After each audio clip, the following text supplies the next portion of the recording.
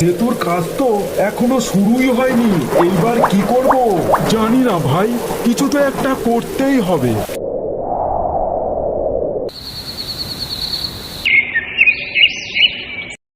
দাঁড়ান সবাই, আমার বানানো সাঁকো দিয়ে এপারে যাবেন, আমি নিজে আগে যাচ্ছি।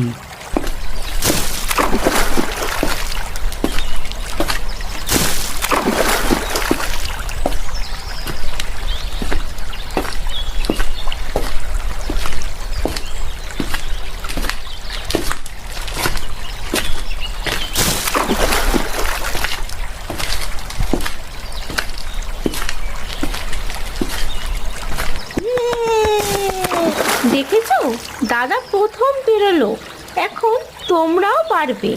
রুদ্র, তোকে তো ভুল বুঝেছিলাম রে, তুই তো আসল হিরো। পাকা সেতুর জন্য আর অপেক্ষা নয় রুদ্র, তুই আমাদের গর্ব।